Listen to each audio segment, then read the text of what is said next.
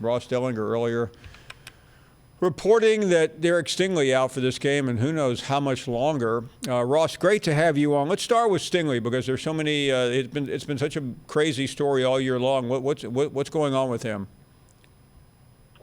Yeah, I think he hurt his foot in practice. I believe last week he was in a boot on the sideline of the Auburn game and had some kind of procedure and is out indefinitely. And he's a top 10 pick, and LSU right now, is not in a position, at least now, where they're playing for a championship. So, in the past how that's ended. In the top 10 pick is our first round pick in general is hurt mid-season of a season of a year that might not end well. So it'll be interesting to watch and see if he comes back at all.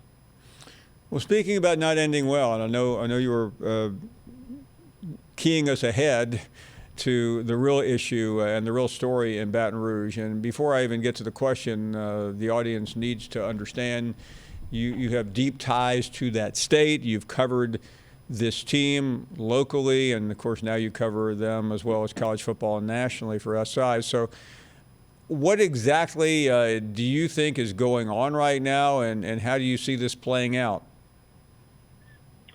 Well, it's weird because probably for 50-plus years, LSU football was known for, at least on the field, for two things.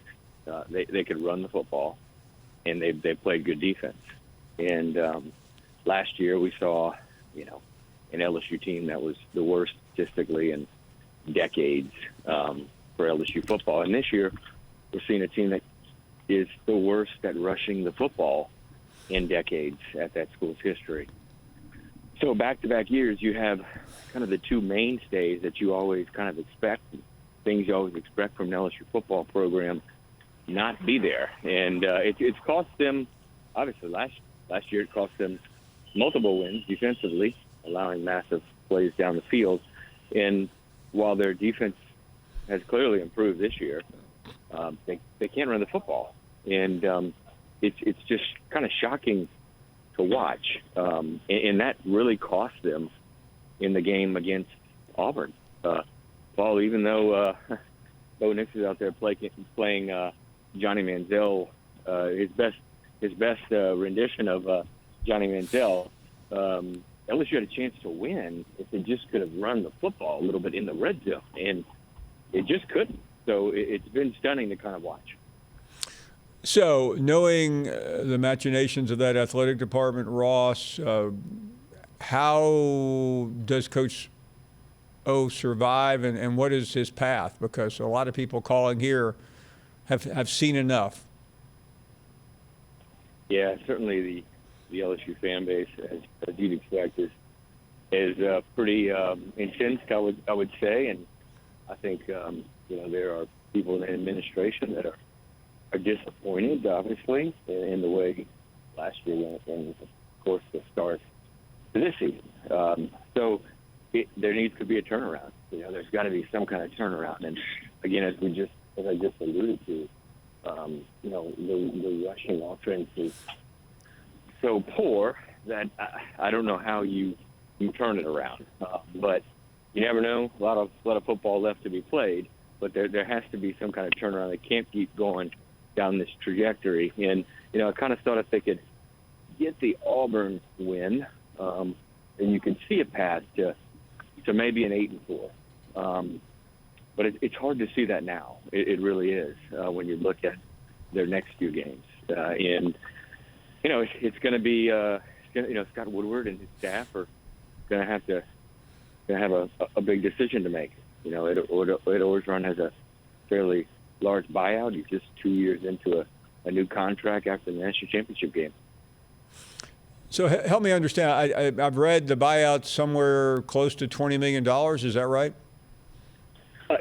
I believe it's $16.8 million is from what I understand, and the staff would be another probably $5, $7, $8 million. I mean, it's a double-edged question. Can LSU afford to pay him off, or can they afford not to? I mean, help us understand the politics of that town. Well, every time I think that a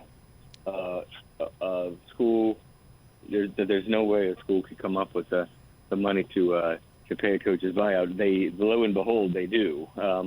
I think that most schools, especially within the SEC, have the money to come up with just about anything. In my experience, covering college football in the Southeast, so this is a school that just made Kim Mulkey one of the highest paid women's basketball coaches in the nation, matching what she made at Baylor, I believe, well over $2 million, I believe, in salary. So this is a school with a lot of money and a lot of resources, and I do not believe any suggestion that says that LSU doesn't have the financial backing for anything. I think that they are, in a lot of ways, that they have the motivation. Will pay anything. A reminder as well, this is the same school that paid, close to $15-18 million a few years ago to buy out Les Miles and part of his staff. Thank you for watching ESPN on YouTube. For live streaming sports and premium content, subscribe to ESPN+.